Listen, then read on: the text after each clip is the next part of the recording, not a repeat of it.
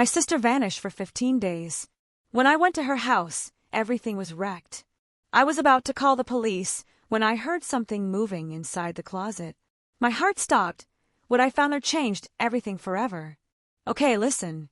I've lived through combat zones, faced down things most people only see in nightmares, but nothing, and I mean nothing, prepared me for the day my sister disappeared.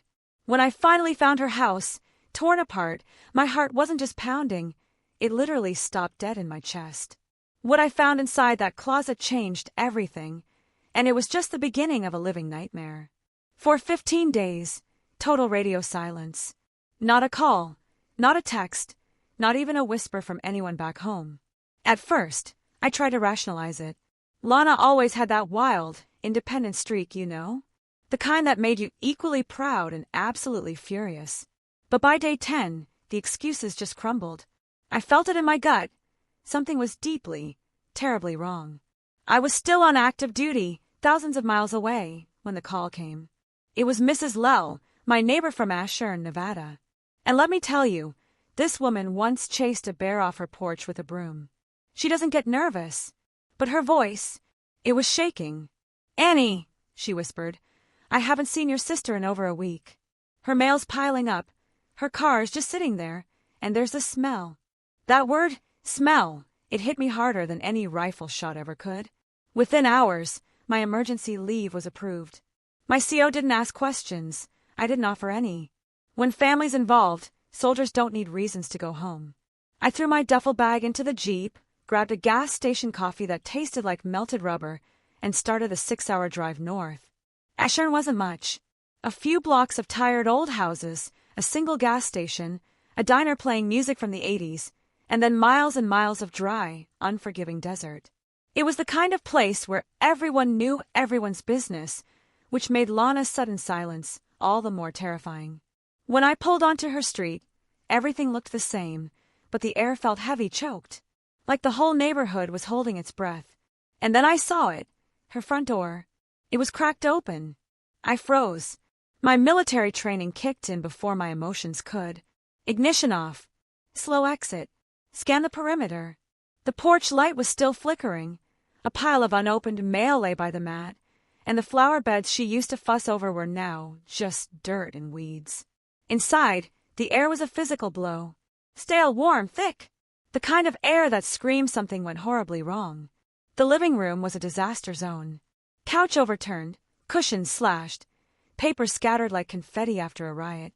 A photo frame lay face down near the window, glass shattered. I picked it up carefully.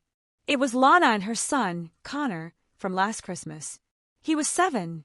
My heart ached just looking at his little face. The house was silent, except for a faint ticking. Her old wall clock, the one she'd kept since college. "Lana!" I called out, my voice cracking. Nothing. I tried again, louder. "Connor!" Still nothing. I moved through each room, clearing it like a hostile environment. Overseas, I called it methodical. Here it was pure, raw terror. My heart hammered against my ribs. The kitchen was even worse. Cabinets gaping, fridge door ajar, a plate smashed in the sink.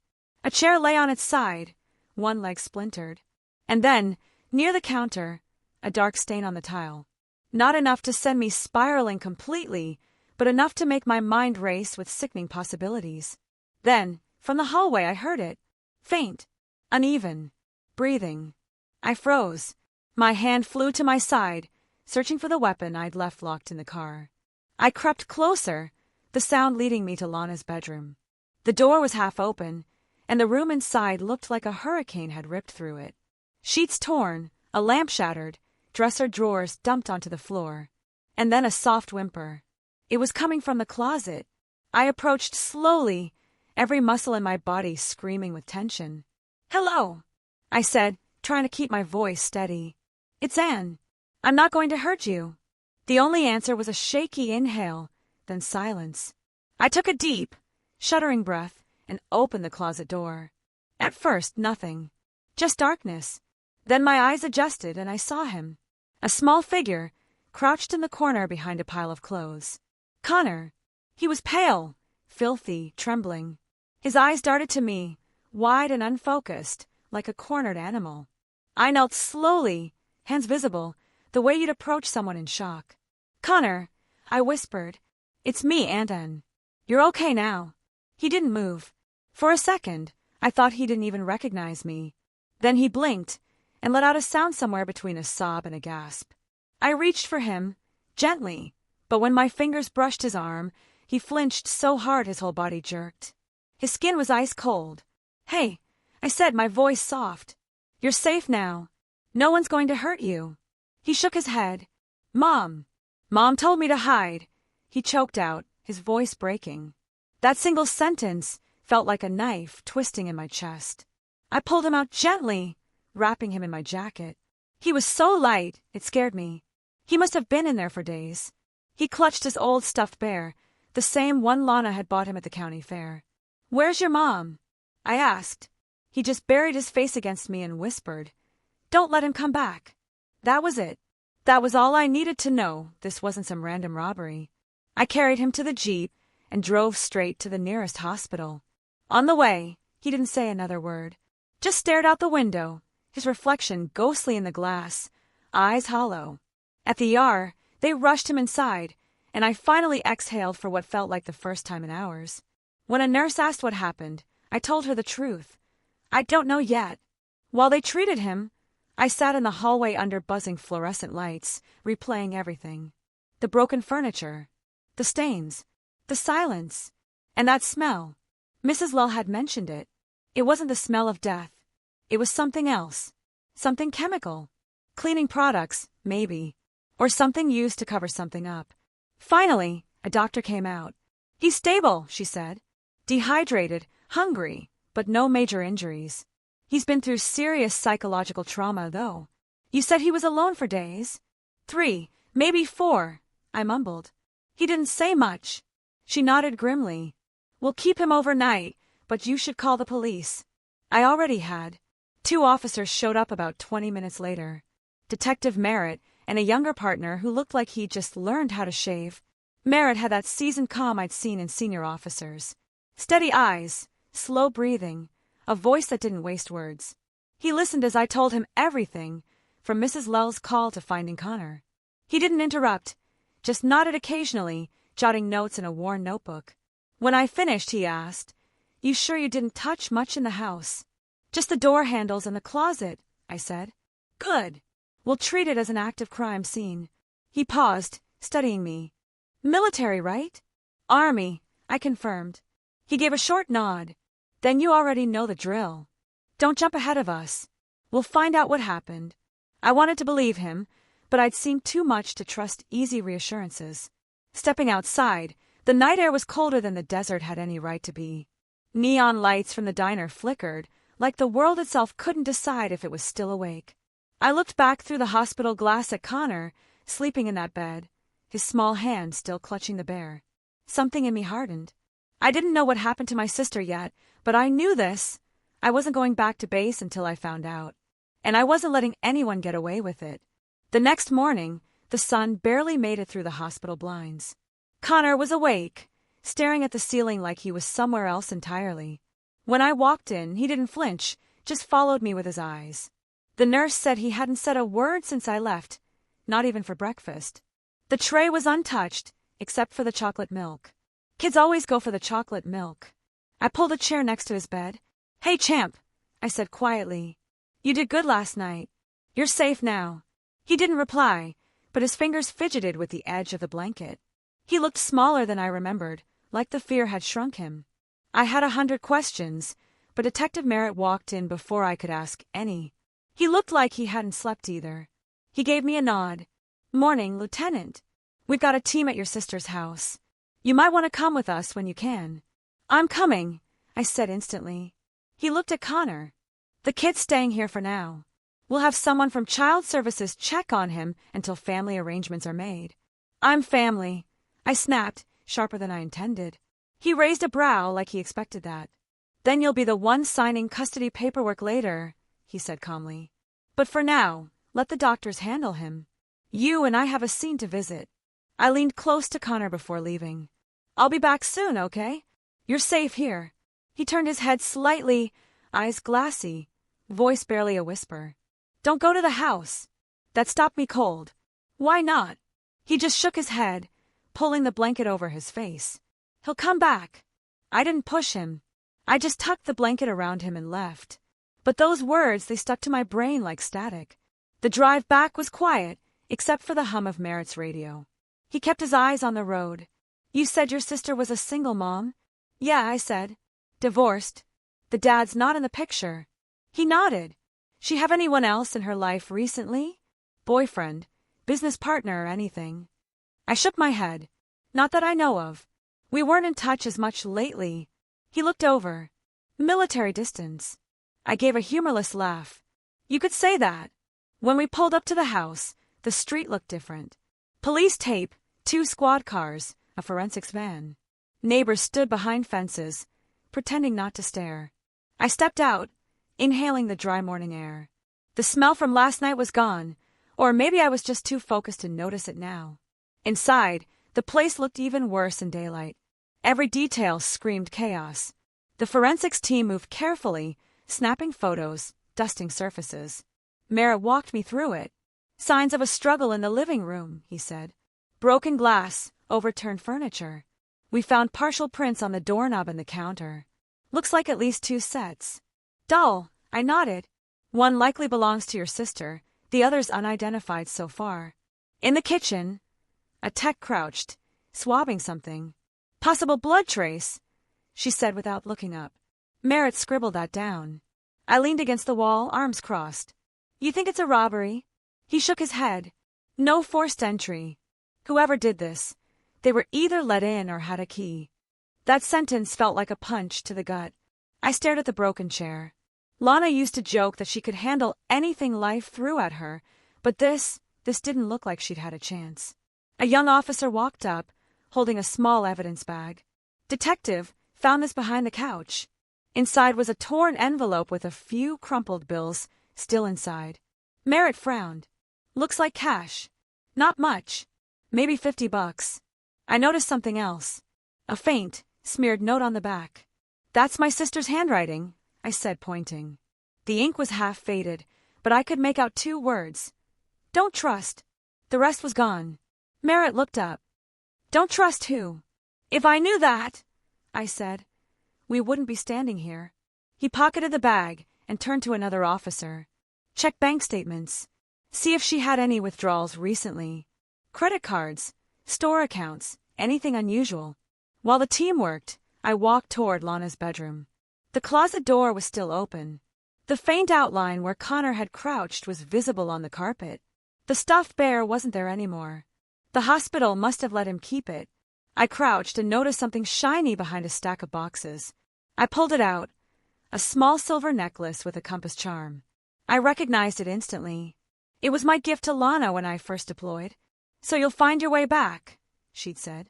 I handed it to Merritt quietly. He examined it, then slipped it into another evidence bag. You and your sister close growing up? Close enough to fight about everything, I said. But yeah, I guess I didn't do much to deserve that lately. He didn't respond. He didn't have to. By the time we left, it was close to noon. The sun was brutal. The smell of dust and old paint clung to my clothes. Merritt stopped by his car. We'll run prints, check surveillance, talk to the neighbors again. You should get some rest. Rest isn't going to help, I said. Then at least eat something. Soldiers forget that's important, too. He gave me his card, said he'd call. I watched the forensics men pull away before heading back to the hospital. Connor was awake again, sitting cross-legged on the bed with a coloring book. He looked up when I walked in, but didn't smile. Did you go? He asked. Yeah. His lip trembled. Was she there? I hesitated. Nobody. Not yet. He stared down at the page, gripping the crayon tighter. The man said she'd be okay. What man? He didn't look up. The man who came that night. Mom said to hide, and then they shouted. He was mad. He broke things. My pulse quickened. Did you see him? He nodded slowly. He wore a black jacket. He smelled like gas. Gasoline. Yeah. He sniffled. He took Mom's phone. Then it got quiet. I took a deep breath, steadying myself. Do you remember what he looked like? Anything at all? Connor bit his lip. He had a scar here. He pointed to his chin. And he said something about money. He said she owed him. That was enough. I knew we weren't dealing with a random intruder. Merritt would want every word of this. I called him from the hallway and gave him a quick rundown. He didn't interrupt. Just said, "We'll run it through our records. Sounds like a debt collector or loan shark." When I hung up, I glanced back into the room. Connor had started coloring again, pressing too hard on the crayon until it snapped. He didn't seem to notice. I walked over, crouched beside the bed, and picked up the broken piece. "Hey," I said. "You're not alone anymore, okay?" He didn't answer, but he leaned into me, just slightly. It wasn't much, but it was enough. Outside, the late afternoon lights stretched long across the parking lot. I stood by the window, watching people come and go, the world moving on like nothing had happened. Somewhere out there, someone knew exactly what happened to Lana. Someone thought they'd get away with it. I'd seen men like that before, overseas, in alleys and markets. Men who hid behind excuses and left others bleeding for it. And if this was the same kind of man, he'd learn the same lesson soon enough. The next day started with a cold wind that made the whole town feel half asleep. I was sitting in the back of the precinct, coffee lukewarm, watching Detective Merritt pin photos onto a board. Crime scene prints, the blood sample, the torn envelope with Lana's handwriting, all laid out like pieces of a puzzle no one wanted to finish. "Bank records came back," Merritt said, flipping through a folder. "Your sister withdrew close to $6,000 2 weeks ago. Cash. No trace after that. She didn't keep that kind of money lying around," I said. "She ran a bookkeeping service from home. That's not exactly rolls of cash work." Merritt nodded. "Which means she was paying someone or trying to." He handed me a photo. It showed a black SUV parked near her street the night before she went missing, caught by a neighbor's security camera. The image was grainy, but I could make out a decal on the back window, a white falcon silhouette. "You ever seen that before?" he asked. I shook my head. "No. But Connor mentioned a man with a scar on his chin. Smelled like gas. Maybe that's our guy." Merritt grunted. "We'll run the vehicle through DMV and cross-check loan shark activity in the area." I leaned forward. "Loan shark? You think my sister was mixed up in that?" He hesitated. "We found a burner phone in her nightstand. Text between her and someone named Reed.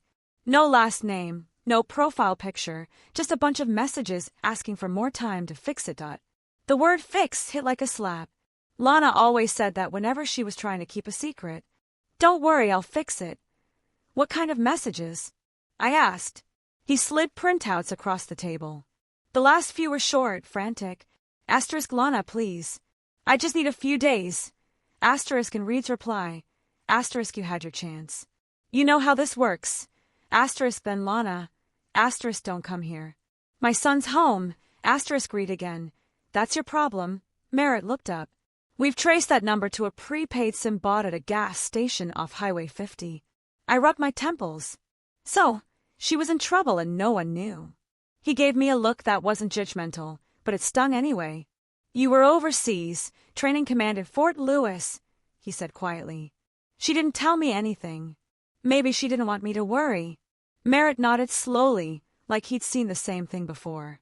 Families hiding their messes until they exploded. A young officer poked his head in. "Detective, you'll want to see this." We followed him to the evidence room where a tech was examining fingerprints lifted from the kitchen counter. "We got a partial match," the tech said, zooming in on the screen. "Belongs to a guy named Reed Collins. Local contractor, but also a known associate of a small-time loan operation. Multiple priors for extortion and aggravated assault." Merritt looked at me. "Sound familiar?" "No," I said. "But I'd like to meet him." "Not yet," he said firmly. "We'll find him, but you stay out of it. Let us handle it." I didn't argue, but he could tell I wasn't promising anything. By noon, I was back at Lana's house. The police tape still fluttered, but the scene was cleared for family entry. The air inside had lost that smell of panic, replaced by something empty, a quiet abandonment. I started picking up the mess, not to clean, but to understand. On the table by the window, her planner was still open to the week she disappeared. Her neat handwriting listed ordinary things. Asterisk pick up Connor's prescription. Call water company. Meet RC. 6 p.m. Confirm payment. Asterisk there it was again. RC. I pulled out my phone and searched. Reed Collins Ashburn NV. The first hit was for Collins Home Improvement, a remodeling business with a dozen bad reviews and a photo of a man who looked like he could win an argument with a bulldozer. His smile didn't reach his eyes. And yes, there was a faint scar on his chin. The caption read, Owner and contractor, established 2016. I scrolled further. 2 years ago, he'd been sued for unpaid work and property damage. The case was dismissed after a private settlement. Typical. I saved the image. When I closed Lana's planner, an envelope fell out from the back cover. It was sealed with tape, labeled, Only in case something happens. My throat went dry. I peeled it open carefully. Inside was a short, handwritten note, dated just a week before she vanished. Asterisk if you're reading this, it means I couldn't fix it. I tried to protect Connor. Please don't judge me for what I did. Reed said he'd hurt us if I didn't pay. He wants everything. The store money, the house. I can't let that happen. Take care of Connor. I love you. Lana. Asterisk the handwriting trembled in places, like she'd been writing fast, or afraid someone might walk in. I read it twice, then folded it back, my fingers shaking. I wasn't sure if I was angrier at her for keeping it secret, or at myself for not seeing it sooner. I called Merritt immediately and read him the note. He didn't sound surprised. That confirms it, he said. Reed Collins isn't just a suspect. He's the key. We're getting a warrant for his business records and home address. We'll find him. I hung up and looked around the house again. Every detail suddenly made sense.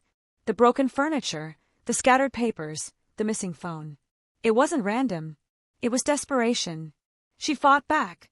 I sat on the edge of her bed, running my hand along the dresser, and my fingers brushed against something taped underneath the drawer. A small USB drive. I pulled it off and plugged it into my laptop. There was only one folder, Tax Files 2024. But inside were scanned documents that didn't belong to her business. Fake invoices, wire transfers, large cash deposits, all tied to Collins Home Improvement. She'd been keeping records. Evidence. My chest tightened. Lana hadn't just been a victim. She'd been trying to expose him. I printed copies of everything and drove straight to the station. Merritt met me at the front desk, his expression unreadable. I handed him the folder. She was documenting him. Money laundering, fake clients, offshore payments, everything. A whole operation. He flipped through the pages quickly, eyes narrowing. Jesus. She was sitting on a financial bomb. Yeah, I said. And he found out. Merritt nodded grimly. We'll bring in Collins by tonight. He's not getting far. But even as he said it, I could tell he wasn't sure. Guys like Collins didn't just disappear. They prepared. When I walked out of the precinct, the sky had started to turn orange over the desert. The air smelled like heat and metal. I caught my reflection in the glass doors, tired, tense, but utterly determined. I wasn't thinking about regulations or what I was allowed to do. I was thinking about my sister, writing that letter with shaking hands, probably believing no one would come for her. That wasn't going to happen again. I got in my car, started the engine, and stared down the road that led out of town. If Collins thought he could scare my family into silence, he'd underestimated the wrong damn sister. By the time the sun slipped behind the ridge, I was parked outside a place called Collins Home Improvement. It wasn't much of a business. A rusted sign, a gravel lot, and a prefab office that looked abandoned. A single pickup sat out front, dust coating the windshield, a half-empty coffee cup still in the holder. Merritt had told me to wait for backup if I ever saw Collins, but waiting had never been one of my strengths. I stepped out, walked to the door, and tried the handle. Locked. I circled around, peered through a grimy window, and saw a mess of papers scattered on a desk. The monitor was still on, its glow faint against the dusty blinds. Someone had left in a hurry. I didn't need to break in to know it. The tire tracks leading away from the lot told the story. 2 sets. One from the pickup. The other newer, from a larger vehicle, maybe a van. They led toward the old industrial park on the edge of town. Merritt's voice echoed in my head. Let us handle it. I ignored it. I followed the trail until it disappeared into a line of storage units by the freight yard. No lights, no security cameras, just the hum of the wind through the metal siding. I scanned each door until I found one with a fresh scrape near the latch. Someone had forced it open recently. I crouched, peered inside, and caught the faint scent of gasoline again. Inside were boxes of paint cans, tool kits, and shoved in the corner, a safe, its door ajar. I turned on my phone flashlight and stepped closer. Inside the safe was a neat pile of cash, maybe 10 grand, and a notebook labeled ledger. I flipped it open. Page after page listed names, dates, and dollar amounts. This wasn't home repairs. It was extortion. Loans with interest rates that could make a mobster blush. One name jumped off the page. L. Pierce. $12,000 outstanding. Due immediately. My sister had been in debt to this man. But more than that, her name was circled in red ink, and under it, in a rushed scrawl, were the words, "Too risky." Problem. I heard a noise behind me. Gravel crunching. I killed the light and pressed myself against the cold metal wall. The storage door creaked open, and 2 figures stepped in. One was tall, heavy-set. The other smaller, twitchier. The taller man flicked on a flashlight. "You sure he left it here?" the smaller one whispered. "Yeah. He said he'd drop the files and burn the place tomorrow. We grabbed the ledger tonight. It's done." I stayed still, slow breathing, heart steady. They moved toward the safe, the taller one cursing under his breath when he saw it open. "Shit! Someone's been here." That was my cue to leave. I slipped out the side door, keeping low, but my boot hit a loose wrench. Clank, both flashlights swung toward me. "Hey! Who's there?" I didn't stick around to explain. I ran. Their footsteps pounded behind me, one yelling, "Stop! You don't want to make this worse," which was usually what people said right before making it worse. I cut between the storage rows, ducked behind a shipping container, forcing my breathing to slow. The footsteps stopped. A voice said, "Forget it. Grab the book. We'll deal with her later." Her, they knew who I was. By the time I made it back to my car, my hands were shaking. Not from fear, but fury. I called Merritt. He picked up on the second ring. "Detective, I found something," I said, my voice tight. "A ledger. Storage unit near the freight yard. Collins's operation. 2 men showed up while I was there." "You went alone?" His voice sharpened. "I'm not great with patience," I retorted. He sighed. "You could have been killed. Stay put. We'll send a unit." "I'm already gone," I said. "And I've got photos." I hung up before he could finish. At home, I spread the pictures across the kitchen table. The ledger pages, the cash, the list of names. It was bigger than I thought. This wasn't just about one loan. This was a full-blown laundering ring. Collins was fronting construction jobs to funnel dirty money through fake invoices, and Lana had stumbled right into it. She'd been their accountant, probably unknowingly at first, until she realized what they were doing. The tax files on her drive weren't hers. They were theirs. I reached for a glass of water and realized my hands were still trembling. The part of me trained to assess threat scenarios kicked in. Motive, pattern, resources. Collins had both money and muscle. He wasn't working alone. And if 2 of his guys already knew who I was, that meant I didn't have long before they came looking. The knock at my door that night didn't help. I froze mid-step. Another knock, louder this time. "Miss Pierce," a voice called. "Detective Merritt." I cracked the door open an inch. It was him, tie loose, expression worn, but eyes sharper than usual. "You left out a few details in your call," he said dryly. "You want to tell me why my team found a half-open crime scene with fresh footprints?" "Because waiting gets people killed," I said. He exhaled through his nose, clearly fighting the urge to argue. "You're lucky those men didn't see your face. We pulled camera footage from a nearby gas station. They're Collins's guys. Both have records. Names, Jack Vargo and Luis Carver. Muscle for hire. Collins used them before." I leaned against the counter. "So what's next?" "Next," Merritt said, "we issue a warrant for Collins's arrest and lock down every property he owns. If your sister's alive, he's our best shot at finding her." He hesitated, then added, "You need to stay out of this. You're too close." I laughed, bitter. "Detective, she was my sister. Too close, stopped matching the moment I found her kid hiding in a closet. He studied me for a second, then nodded. Then do me one favor. If you find something before we do, you call me first. No cowboy moves. Can't promise that, I said. He half smiled. Didn't think you would. After he left, I sat back down at the table. The ledger stared back at me like a silent accusation. I picked up the photo of Lana and Connor from the shattered frame. She looked happy, genuinely happy, the way people do right before everything falls apart. There was still one thing missing. Proof that Collins had gone after her personally. The ledger showed money. The texts showed threats.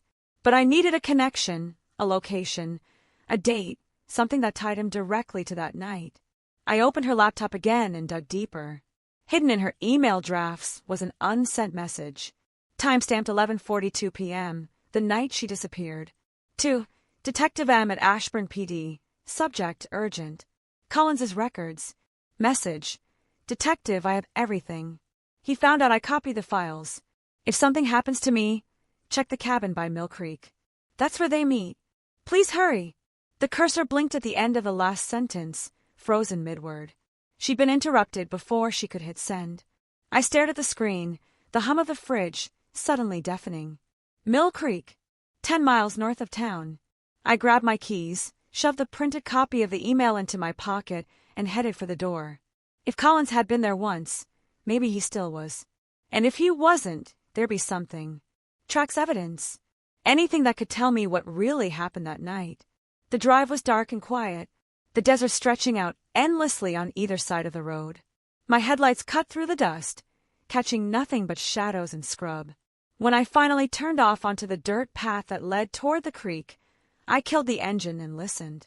Crickets, wind, and somewhere in the distance, a faint metallic clatter. I reached for my flashlight, took a breath, and started walking toward the sound. The closer I got to Mill Creek, the colder the air felt. The road turned from dirt to mud, the tires slipping in patches where the rain had hit days earlier. I parked beneath a cluster of pine trees and killed the engine. The place was quiet, too quiet for somewhere that was supposed to be a meeting spot. Just the sound of the wind brushing through the branches and the soft rush of water in the distance. The cabin wasn't hard to find. It sat low against the slope, a small wooden structure with peeling paint, and a porch that sagged like it had given up trying to stand straight. The front door was locked, but the lock was new. Shiny. Cheap. Recently installed. I stepped around the back, found a cracked window, and pushed it open just enough to slip inside. The smell hit first. Mold, stale smoke, and something chemical. Bleach, maybe. Inside, the place looked abandoned. One table, 2 chairs, a metal filing cabinet, and an ashtray full of cigarette butts. On the table sat a single object. A mug, half full of coffee. Still warm. Someone had been here. I froze, listening. No footsteps. No voices. Just the soft drip of water from a leaky pipe. I took a step closer to the table and noticed a few sheets of paper beside the mug. They were damp, edges curled, ink smudged. The top page was a printout of a bank transfer, Collins Home Improvement, to an account under a fake name. The same offshore account Lana had documented. Another page was handwritten. The same messy scroll I recognized from her planner. I held it up to the light. Asterisk, and if you ever find this place, it means he knows. I didn't have time to finish what I started. The files, the ledger, everything. He used to hide money there. Here. Please, don't come after him. Take Connor and leave. I know you won't, but I have to say it anyway. L. Asterisk, my throat tightened. Even in a note meant for the worst-case scenario, she'd still known exactly how I'd react. I know you won't. She was right. The floor creaked behind me. I spun around. A man stood in the doorway, silhouetted against the fading light, tall, heavy-set, hands raised slightly. He looked about 40, maybe 50, wearing a work jacket streaked with grease. His face was rough, his chin marked with a thin white scar. Lieutenant Pierce, he said calmly. You shouldn't be here. Collins, I said, voice flat. You've got a lot of nerve showing up. He smirked. Funny, I could say the same thing. You break into private property, go through my stuff. That's not exactly by the book for a soldier, is it? This isn't about rules, I said. It's about what you did to my sister. He took a step forward. Slow. Deliberate. Your sister made a mistake. She got involved in something she didn't understand. I tried to help her, told her to walk away. She didn't listen. I clenched my fists. You mean she didn't pay you fast enough? His eyes hardened. She stole from me. That's a lie. She took the files. He snapped. Do you have any idea what that put me in? The people I work with don't like mistakes. She panicked. And now look where we are. So you killed her. He shook his head, almost casually. If I wanted her dead, you'd have found a body by now. The way he said it made my skin crawl. Not if she's dead, but if I wanted her dead. Intentional. Precise. I took a step closer. Where is she? Collins tilted his head slightly, that smug smile never fading. You're asking the wrong questions. You should be asking yourself why she didn't tell you anything. Maybe she knew what you'd do. He turned to leave, but I moved faster. I grabbed him by the collar, slamming him against the door frame. Where is she? His hand shot up, gripping my wrist hard. Your first mistake. For a moment, we stood locked in that standoff, the kind that could go bad fast. Then headlights flashed outside. Collins shoved me back, straightened his jacket, and walked out into the open. I followed, staying just behind him. A dark sedan had pulled up. 2 men stepped out, Vargo and Carver. Collins waved them off with a flick of his hand. It's fine. She's leaving. Like hell I am, I said. Merritt's voice cut through the night from behind me. Actually, yes you are. He stepped into view, flashlight in hand, 2 uniformed officers behind him. Collins froze, his smirk fading. Merritt, I said, not taking my eyes off Collins. You're late. Story of my life, he said. Collins, you're under arrest for obstruction, extortion, and suspicion of kidnapping. Hands where I can see them. I do. Collins looked annoyed more than scared. You got no proof of anything. Oh, we've got plenty, Merritt said. Between the ledger, the offshore accounts, and your texts threatening a single mother, I'd say you're not walking out of here tonight. Vargo took a step forward, but the younger officer raised his weapon. Don't. For a second, the air hung heavy. Then Collins smiled again. Slow. Deliberate. You boys think you've got this under control, he said. But you have no idea who you're actually dealing with. Merritt cuffed him without a word. As they led him toward the car, Collins turned his head and looked at me. You think she was innocent, he said quietly. But you didn't know your sister like I did. The words stuck to me like oil.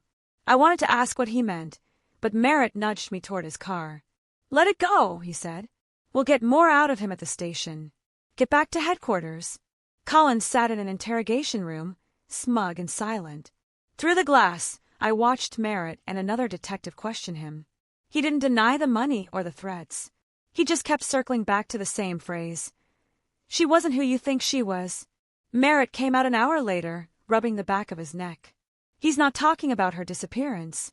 Keeps saying she ran, like she took something and left. I frowned. He's lying. Maybe, Merritt said. But maybe not entirely. We ran her bank logs. She made a transfer 2 days before she vanished. $10,000 into an account under the name W. Palmer. We're still tracing it. W. Palmer? I repeated. Never heard of him. Maybe someone helping her, he said. Maybe someone helping him. He looked at me carefully, like he was measuring how much to say. Either way, she didn't tell you everything. You sure you want to keep digging, Lieutenant? Sometimes the truth isn't the comfort you think it'll be. I stared through the glass at Collins, still sitting there like he owned the place, smirk fixed. Yeah, I said. I'm sure. When I got home that night, I sat in Lana's old room. The same photo of her and Connor was still on the dresser, now taped back together where it had cracked. I stared at it for a long time before pulling the note from Mill Creek out of my pocket again. She'd written, "Please don't come after him." She knew exactly who he was and what he was capable of, but she had also left me everything I needed to finish what she started. And I wasn't about to stop halfway. The next morning, the station smelled like burnt coffee and frustration. Merritt was pacing in front of the whiteboard, phone pressed to his ear, barking orders. I leaned against the doorframe. Collins had been transferred to county lockup overnight, but his smug expression hadn't faded. He looked like someone who thought jail was just another meeting he could postpone. When Merritt finally hung up, he sighed. The bastard's lawyer is already filing motions. He's got friends with deep pockets. Of course he does, I said. People like him don't do business alone. He glanced at me. In the meantime, there's one more thing.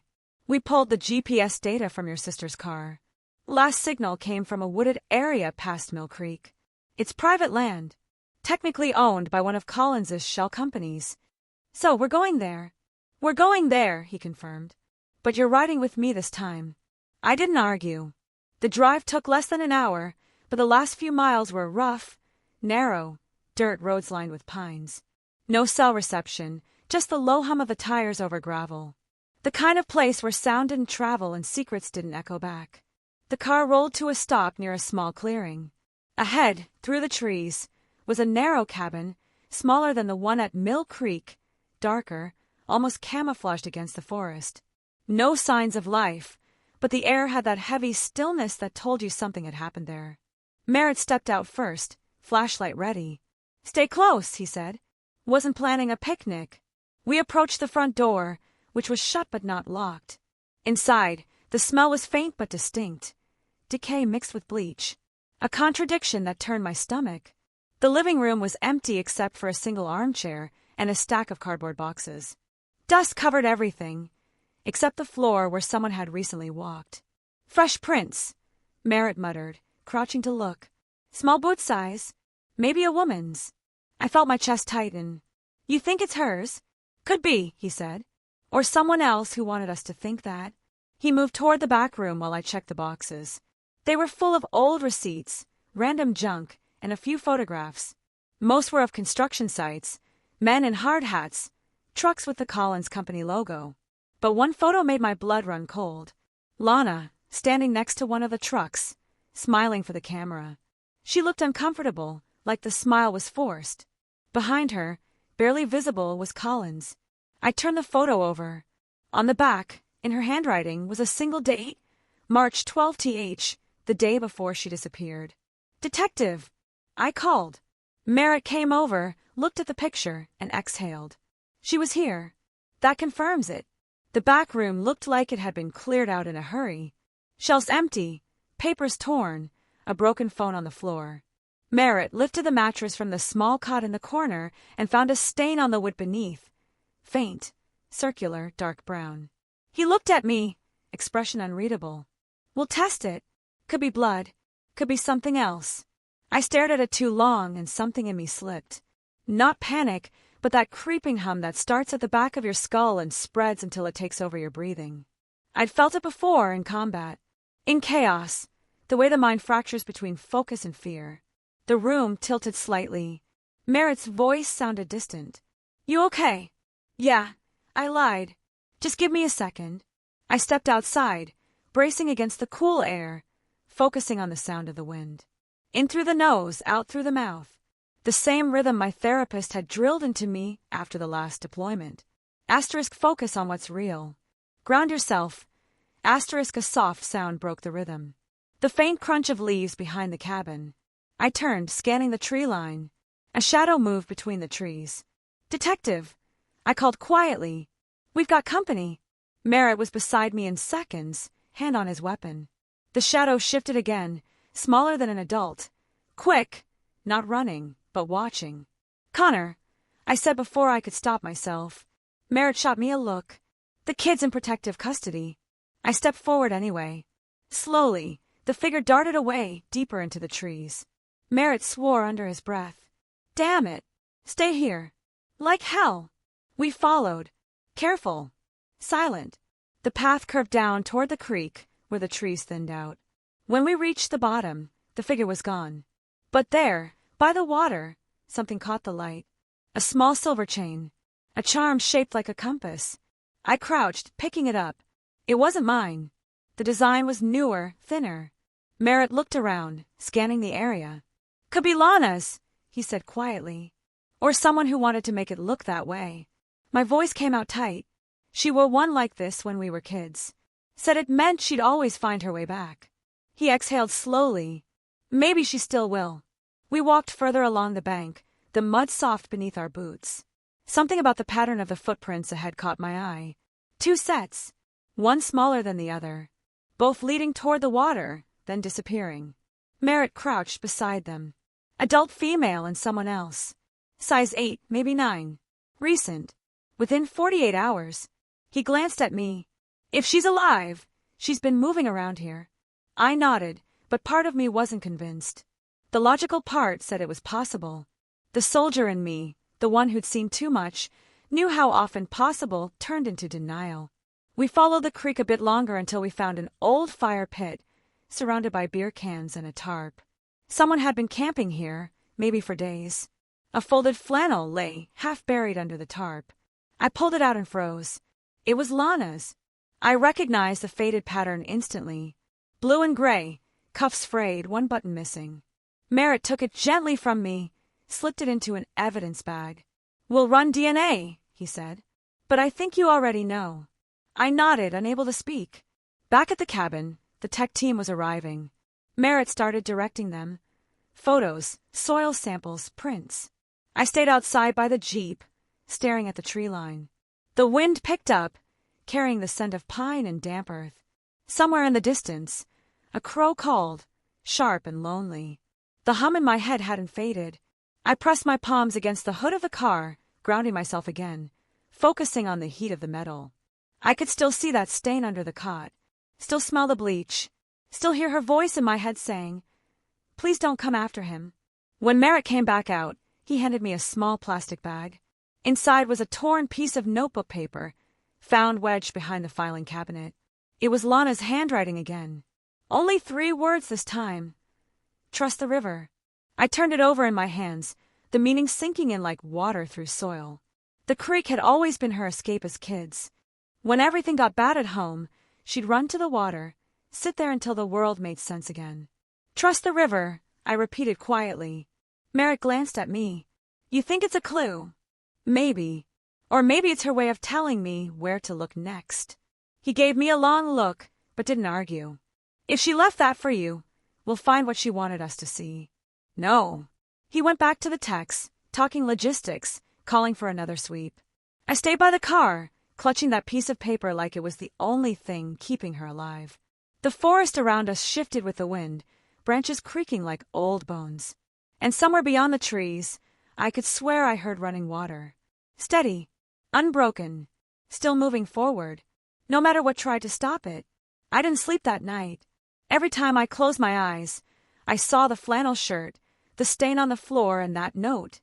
"Trust the river." The words looped in my head like a mission order I hadn't been able to complete.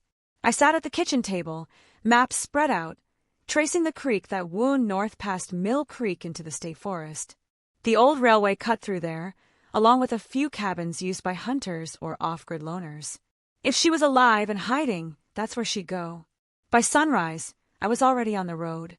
I didn't tell Merritt. He tried to stop me. Protocol. Call backup. But this wasn't about procedure anymore. This was personal. And I'd lived too long following orders that only got people buried. The forest was thick this time of year, green and gold and endless. The dirt trail narrowed until it barely looked like a road. I parked and continued on foot, boots crunching through fallen branches. The sound of the river grew louder with every step, steady and cold. Half a mile in, I found something. An old campsite, half collapsed, fire pit cold, but recent. A few empty food cans, a torn tarp, and muddy footprints leading down toward the riverbank. I crouched and studied them. 2 sets again, one smaller, one heavier. And then, faintly, I heard something metallic click behind me. Hands where I can see them. The voice was male, deep calm. I turned slowly, my palms raised. It was Collins. He looked rougher than before. Unshaven, eyes bloodshot, jacket streaked with dirt. He wasn't supposed to be out of jail, but there he was, standing 10 feet away with a revolver pointed at my chest. "You've got a hell of a habit of showing up where you shouldn't," he said. "You're supposed to be in custody," I replied, keeping my voice steady. He grinned. "Money buys fast lawyers and friends. Merritt's a good cop, but even he can't keep a lock closed when the key belongs to someone else." I took a step forward. "You killed her, didn't you?" He tilted his head, pretending to think. Killed? No. She was alive the last time I saw her. Scared? Sure. Crying, begging me to make it stop. But breathing. My jaw tightened. Where is she now? He shrugged. You really want to know? Or do you want someone to blame? Because those aren't the same thing. I moved closer, slow and deliberate. You don't get to talk like you're the victim here. His smirk vanished. You think I wanted this? Your sister poked around where she didn't belong. She was smart, too. Smart for her own good. She thought she could expose people who've been in this game for decades. She was trying to protect her son. Yeah, he said. And now look where that got her. That was it. Something in me broke. Before I knew it, I was on him. The gun went off once, the bullet tearing through a tree behind me. I tackled him hard, the weapon skidding across the dirt.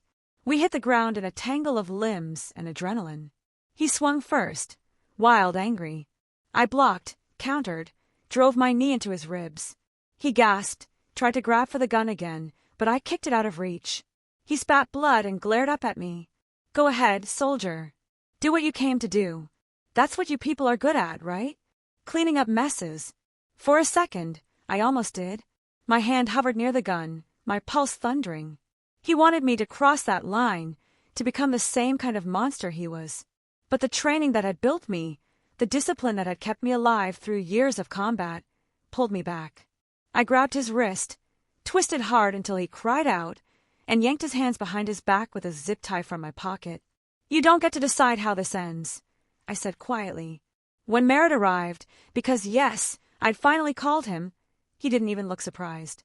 He just stared at Collins, cuffed and bruised, and then at me. Couldn't wait, huh?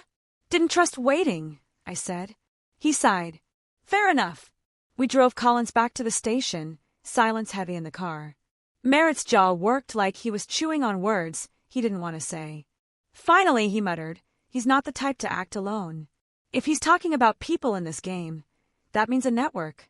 And that means your sister got caught in something bigger than this town.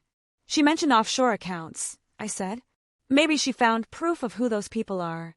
Maybe, Merritt said. But she also mentioned the river. Trust the river. She was leaving us a trail, I said. He nodded slowly. If that's true, she might have hidden something out there. Evidence. Maybe a drive. Something she couldn't keep in the house. We locked Collins in holding again, under tighter supervision this time. He didn't say a word during booking. Just stared at me with that same unnerving calm. As Merritt filled out paperwork, I stood outside the room, watching through the glass. Collins looked up and smiled. Just slightly. You think this ends with me? He said through the intercom. You really don't know what you're walking into. I know exactly what I'm walking into, I said. You're just the first stop. He laughed, low and mean.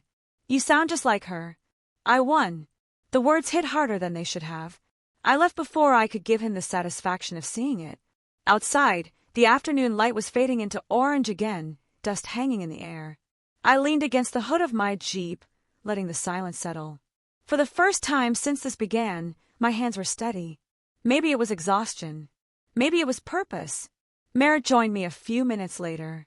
We found something in Collins's truck. A second burner phone. Different number.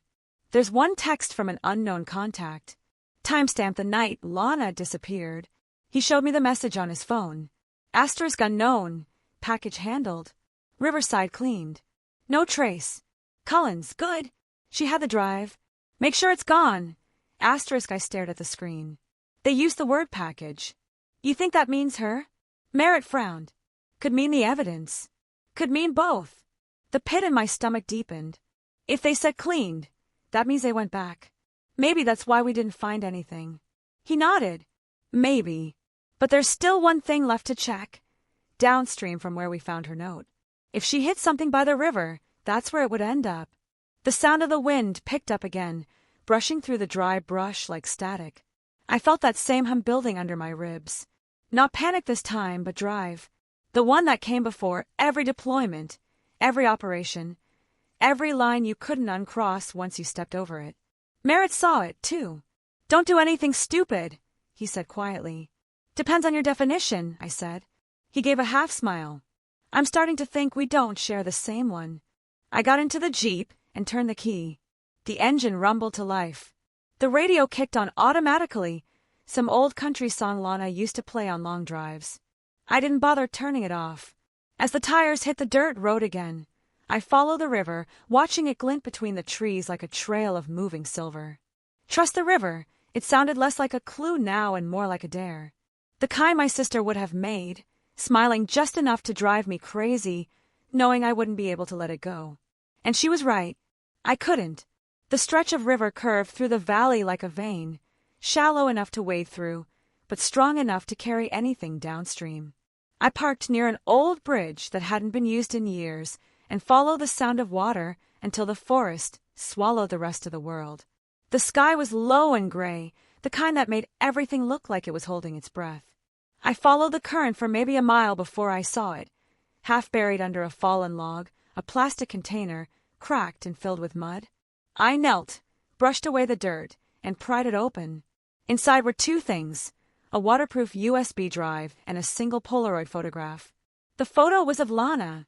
She was standing in front of her house, holding Connor, smiling, that nervous smile she always had when something was wrong but she didn't want to admit it. On the back, she'd written, "If I don't make it back, this is my truth." My stomach twisted. The flash drive was cold in my palm, heavier than it should have been. I didn't even wait to get back to town. I plugged it into my laptop right there on the hood of the Jeep, the river humming beside me. The drive opened into a single folder. Evidence. Inside were videos, audio recordings, scanned contracts, and a series of emails, all connecting Collins and his so-called home improvement business to a front company registered under W. Palmer. The money trail stretched farther than I expected. Shell corporations, fake property sales, offshore accounts. It wasn't just Collins. It was half the town. One video file was labeled Meeting 3. I clicked it. The footage was grainy, shot from a hidden camera. Lana's voice came first, low and tense. "I'm done with this, Reed. I can't keep lying to my clients." Collins's voice replied, casual and cold. "You don't get to be done. You're in this now. You sign off the books, or that little boy of yours has an accident." She gasped. "You wouldn't." "I would," he said. "And if you go to the cops, I'll make sure you're the one they find guilty. You've got enough signatures on those papers to bury yourself." The sound of something breaking, a chair maybe, filled the audio, followed by her shouting. Then the video cut off. I stared at the screen, every muscle in my body tight. It wasn't just a threat. It was proof of intent. Proof that she hadn't been reckless or naive. She'd been trapped, and she fought back the only way she could, by collecting evidence. I called Merritt and told him what I found. His tone went from tired to focused in a heartbeat. "Don't move," he said. "I'm sending a unit." By the time he arrived, rain had started to fall. Soft at first, then heavy. We watched the river together as the tech team copied the files. Merritt's jaw was tight. This isn't just local crime. These transfers go through 3 states. Someone higher up gave the orders. Then Collins wasn't lying when he said he wasn't the only one, I said. He nodded. "We can get him to talk. With this, he doesn't have a way out." We drove straight to the station. Collins was waiting in the interrogation room again, but the smirk was gone. When Merritt dropped the flash drive on the table, he didn't even reach for it. He just leaned back, studying us both. "So you found it," he said finally. "You recorded yourself threatening a woman and her child," Merritt said. "That's not just stupidity. That's a confession." Collins's lips twitched like he wanted to laugh. "You think I care about prison? You don't get it. The people who run this, they don't leave witnesses. I wasn't protecting myself. I was protecting everyone else from them by killing her," I snapped. He shook his head. "I didn't kill her." Merritt crossed his arms. "Then where is she?" Collins looked at me. "You really want to know?" I met his eyes. "Say it." "She's dead," he said, voice flat. "But it wasn't me." She tried to run with the evidence. "They found out. I buried her because I didn't want them to leave her out there like trash." For a moment, everything inside me went silent. The air left my lungs. My brain slowed down, and the world blurred around the edges. "Where?" I finally managed. "He didn't fight. Old drainage site. North side of the freight yard. You'll find what's left." Merritt signaled the officers outside. Collins didn't resist when they took him away. He just looked back at me once, eyes hollow. You can't win against ghosts, Lieutenant. They're already part of the system. I followed Merritt out of the room, every step heavier than the last. We didn't speak on the way to the site. The rain had turned to a steady downpour, soaking the dirt roads, turning everything to gray. When we reached the old freight yard, the smell hit first. Damp earth, rust, decay. The site was fenced off, a wide ditch running behind the old loading docks. The forensics team moved quietly. Careful. It didn't take long. They found her, wrapped in a tarp, under 2 feet of soil near the drainage pipe. The flannel shirt was still around her shoulders. Merritt stood beside me while they worked, saying nothing. He didn't have to. I stared at the spot, numb. The rain blurred everything. Or maybe that was just my eyes. I wanted to scream, to tear something apart, but the noise wouldn't come. I'd seen bodies before. Soldiers. Civilians. People caught between decisions that went wrong. But this was different. This was family. When they lifted her out, I noticed something on her wrist. A silver bracelet, the one I'd given her years ago when she graduated college. It had a single engraving on the inside. To find your way home, the words barely cut through the sound of the rain. Back at the station, Merritt took my statement, but it was more formality than necessity. Everyone knew what had happened. The district attorney filed for an immediate murder charge. The media would find out eventually, but I didn't care. I sat in the observation room, staring at the evidence board, covered with photographs and timelines. Merritt came in, coffee in hand. Autopsy will confirm it, but we've got everything we need. Collins won't walk out again. And him in his cell doesn't change anything, I said quietly.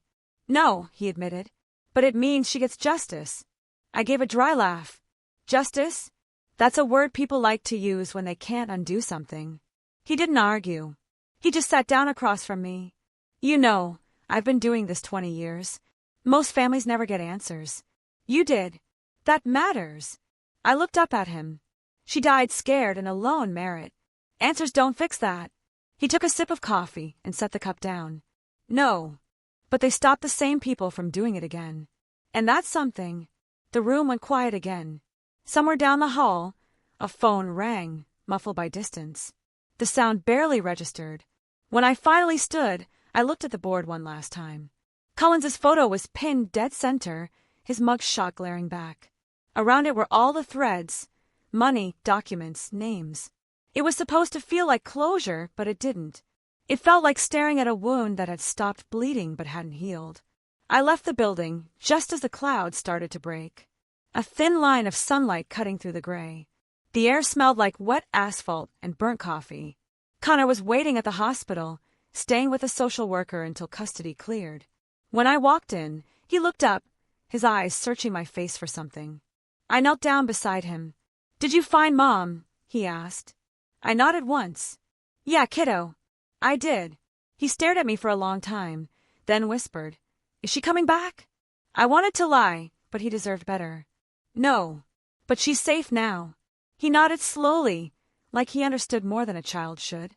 Then he leaned into me, small arms wrapping around my neck, and I finally let myself cry quietly into his shoulder where he couldn't see my face. The world outside kept moving. Phones ringing, doors opening, officers walking by. But for once, none of it mattered. All I could hear was the steady rhythm of his heartbeat, small but strong, like the river still moving somewhere out there. And for the first time since it all started, I didn't feel the need to fight it. The courtroom smelled like old wood and tension.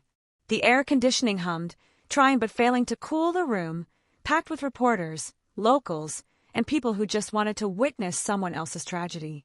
Collins sat at the defense table, in a pressed suit that didn't fool anyone. His hair was cut, his face shaved, but the arrogance was still there. That quiet smirk that said he believed he'd still win. I sat behind the prosecutor's table, next to Merritt. I wasn't supposed to be there officially, but the DA wanted me close, in case the jury needed to see the family's face, the one left standing.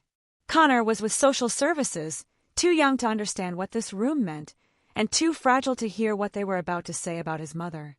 The judge entered, the bailiff called for order, and just like that, months of investigation collapsed into the single moment.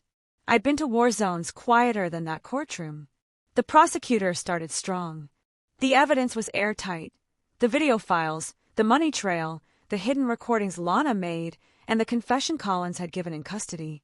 But defense lawyers are a special breed of magician. They can twist reality until guilt looks like self-preservation. Mr. Collins, his attorney said, pacing slowly before the jury, was a victim of a larger machine. He was under threat himself. He cooperated with the state, revealed key details about an organized network still under investigation, and most importantly, he did not kill Lana Mercer. He buried her, yes, but out of fear, not malice. The jury shifted uncomfortably. Fear, the word hung in the air like it was supposed to excuse everything. Merritt leaned toward me and whispered, "They're playing the sympathy card." "They'll lose it," I muttered. Fear doesn't justify a shallow grave. When it was the prosecution's turn again, they showed the footage from the drive. The courtroom went silent as Lana's voice filled the room, her pleading, his threats, the sound of her crying out before the feed cut off. The jurors looked sick, some turning away. The prosecutor pointed at Collins. "That is not fear. That is control. That is a man who saw a woman trying to escape and made sure she didn't." For once, Collins looked small. His lawyer objected twice, was overruled both times, and by the end of the afternoon you could feel the shift. The room wasn't on his side anymore. But justice in real life isn't like the movies. There's no dramatic music, no applause. When the truth finally lands, there's just the endless grind of procedure. The defense called their last witness, a woman from the finance firm connected to the shell companies. She claimed Collins was just a middleman, that the real operations were run by unseen investors overseas. She produced documents showing transactions that didn't include his name, suggesting he was more pawn than player. It was technically true, but everyone in that room knew truth and justice rarely aligned perfectly. The trial lasted 6 days. 6 days of reliving everything. Every photo, every sound, every recorded word of my sister's fear. By the time closing arguments came, I felt hollowed out. The prosecutor stood, her voice calm but steady. "You'll hear the defense say, Reed Collins didn't mean for this to happen. But every criminal starts with an excuse. Every coward hides behind someone worse. What matters is choice. He made his. Now it's time for you to make yours." The jury left.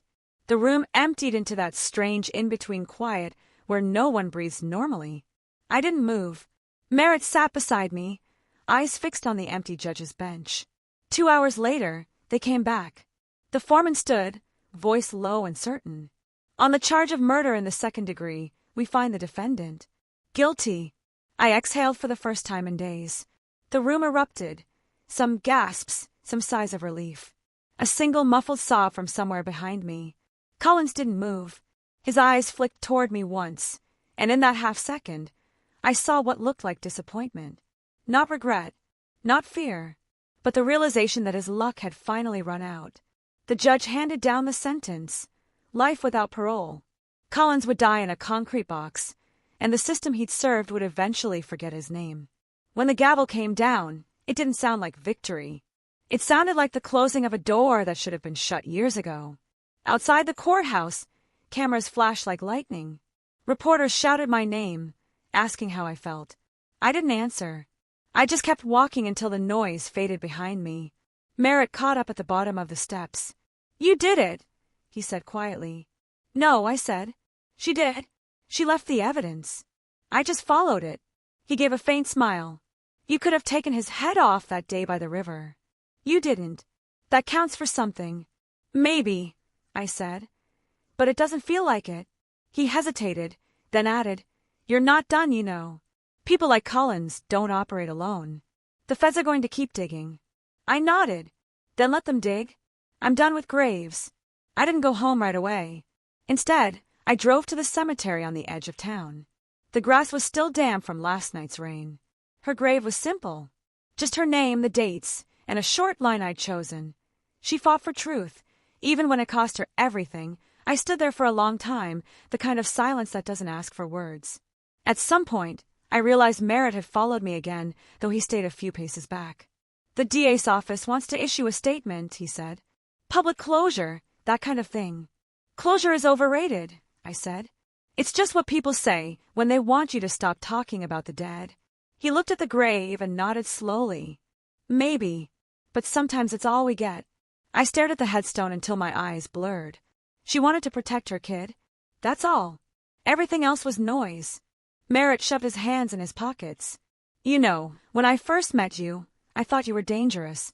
I gave a dry laugh. You weren't wrong. No, he said, smiling faintly, but not in the way I thought. The wind shifted, carrying the sound of the nearby river, the same one she trusted to hide her truth. It sounded softer now, less like a warning, and more like an echo of something she'd left behind. I reached down, touched the cold stone. You got him, Lana. It's over. Merritt stayed silent beside me. After a while, he said, There's talk of commendations. The department's recommending you for civilian assistance. I shook my head. I don't need a medal, just a little quiet. He chuckled. Can't promise quiet, but maybe peace. Same difference, I said. We left as the sun began to dip, the sky streaked with orange and gray. Merritt headed back to his car, but I lingered by the gate. For a brief second, I thought I saw movement near the trees. A kid, maybe, holding something small and silver that caught the light before disappearing again. Probably just my eyes playing tricks, but it made me smile anyway. On the drive home, I rolled the windows down and let the cool air hit my face. The courthouse, the graveyard, the flashing cameras, they all faded behind me. What stayed was the sound of the river, steady and unbroken. The same rhythm my sister must have heard before everything went dark. Justice had come, but it didn't feel like victory. It felt like survival. And sometimes that's enough. A month after the trial, my apartment finally felt like a place someone could live in again. The curtains were open. The air smelled faintly of coffee instead of stale silence. And the ticking of the kitchen clock didn't sound like a countdown anymore. Connor was asleep on the couch, wrapped in a blanket he'd claimed as his own. He was getting used to Las Vegas. The noise, the lights, the fact that night never really arrived here, only a dim version of day. I sat by the window, watching headlights crawl down the strip. For the first time in years, I wasn't counting down to deployment or waiting for a call from command. I'd filed my leave papers 3 weeks ago, indefinite. After 20 years of service, I needed a different kind of fight, one that didn't involve weapons or orders.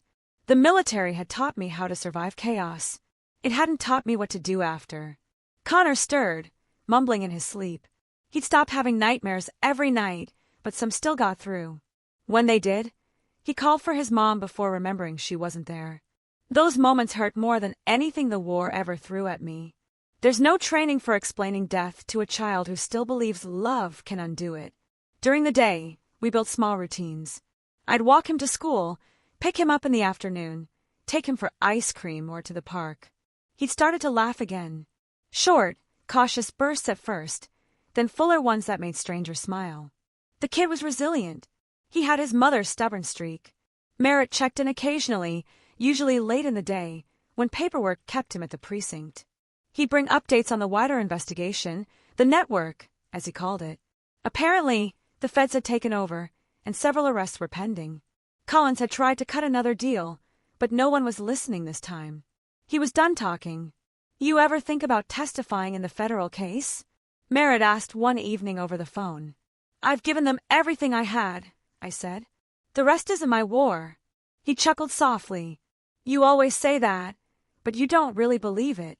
Maybe not, I admitted. But for now, I'm trying to. When I hung up, I noticed Connor standing in the hallway, holding a drawing. It was a stick-figure family, me, him, and a woman with long brown hair. That's Mom, he said, pointing. She's watching us from the sky. I swallowed the lump in my throat and smiled. She liked that.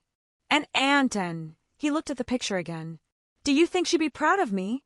She already is, I said. And she's probably yelling at me for letting you eat ice cream for dinner again. That made him laugh. A real one this time. It filled the room like sunlight.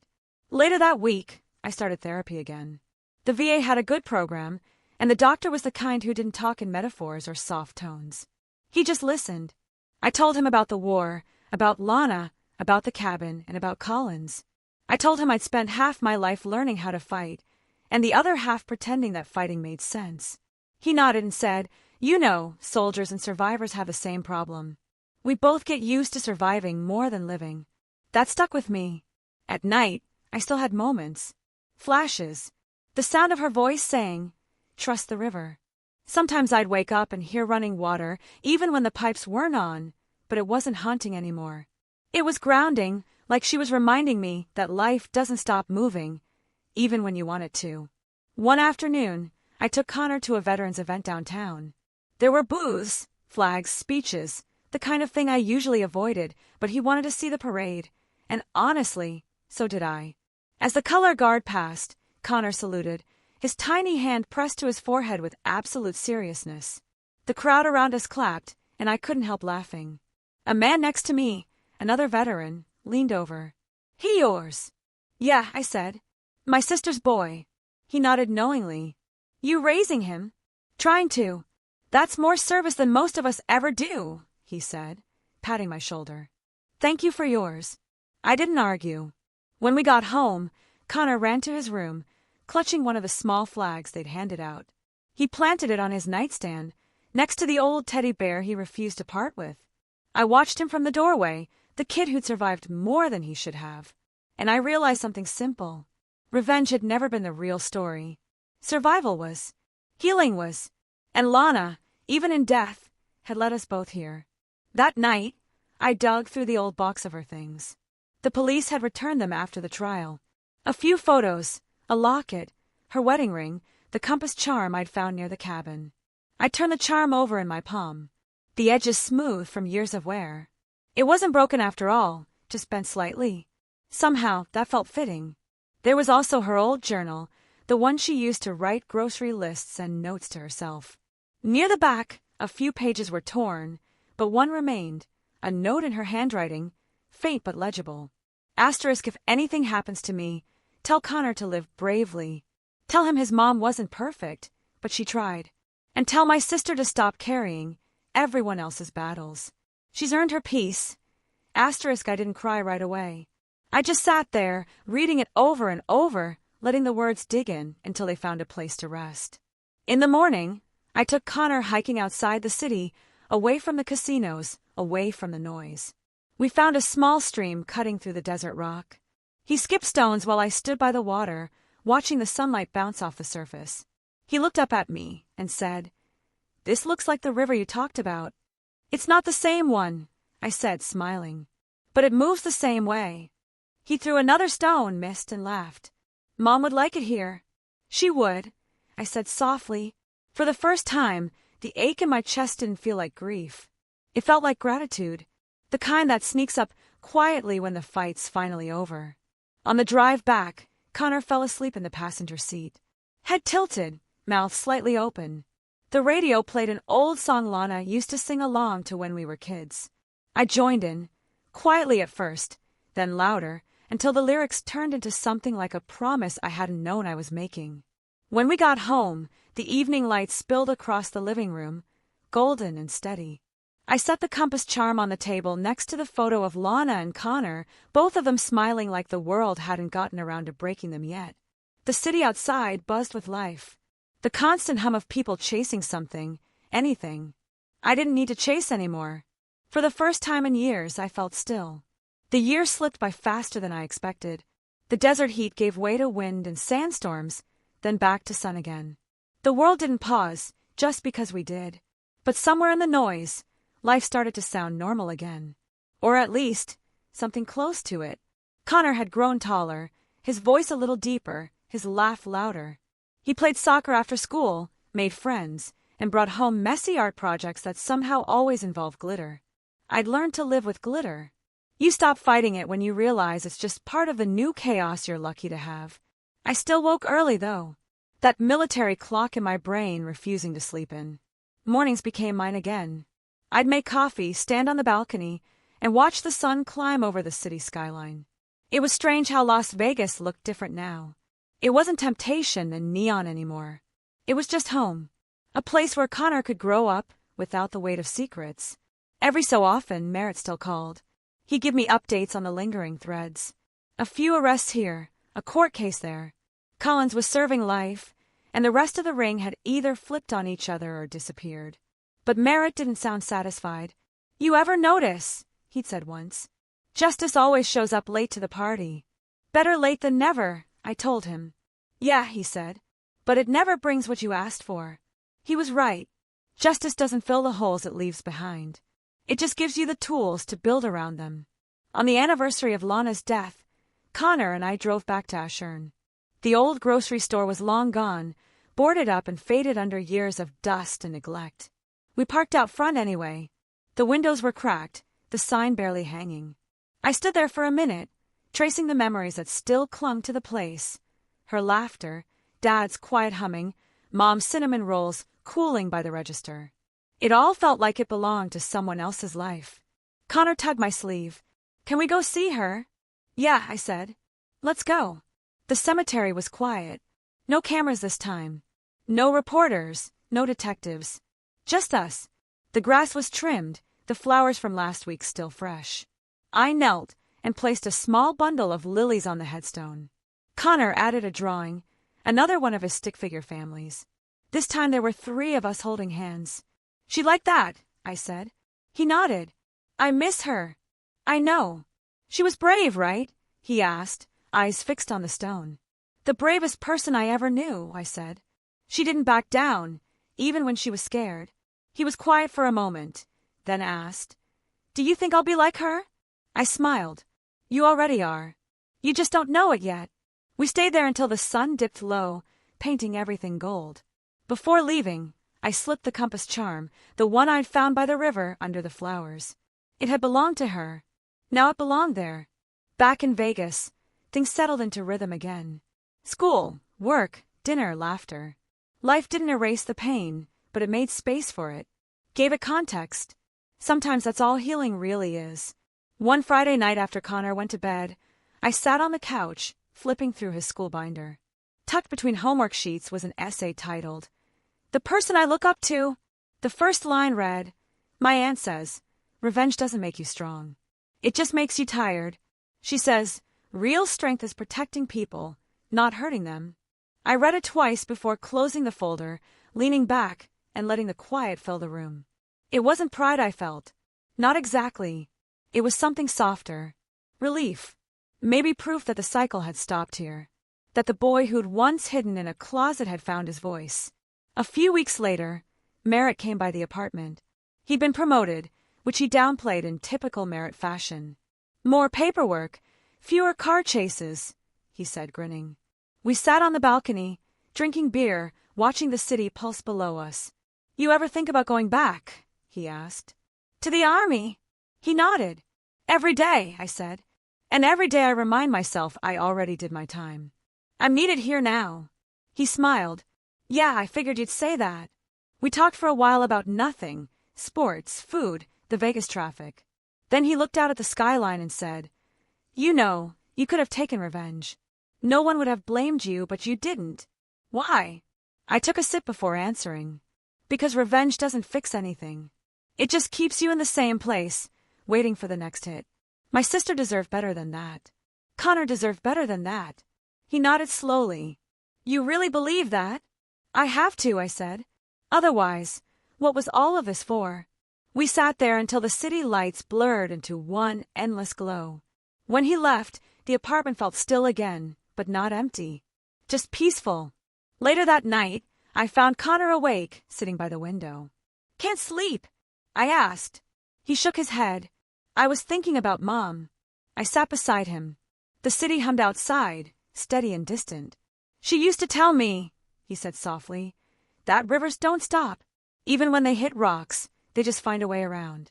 You think that's true? It is, I said. And you're part of that river now. So am I. He leaned against me, eyes heavy.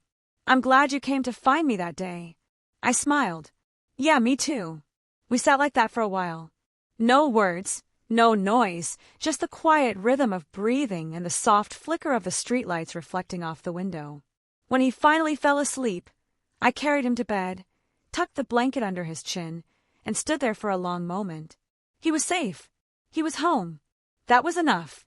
I turned off the light, walked back to the balcony, and looked out over the city one last time before midnight. Somewhere out there, the river kept flowing, Maybe slower, maybe softer, but always forward. And in that stillness, I realized revenge had never been the real story. It was about love, flawed, painful, relentless love, the kind that survives even after everything else falls apart. I promised Lana once I'd protect what mattered most. I finally understood what that meant. It wasn't about vengeance. It was about continuation, about turning pain into purpose, and keeping the promise to move forward, no matter how deep the current ran. The night was quiet, the city alive, and for the first time in my life, I didn't feel like a soldier anymore. I felt like a sister who had finally come home. I guess this whole journey, from that horrifying discovery to finding some semblance of peace, has taught me so much about what truly matters. It wasn't easy, and there are days the grief still hits hard, but looking at Connor, I know Lana's spirit lives on. Have you ever faced a turning point like this in your life? A moment where you had to choose between anger and healing, between fighting a war and building a future? What choice did you make and why? I'd really love to hear your thoughts in the comments below.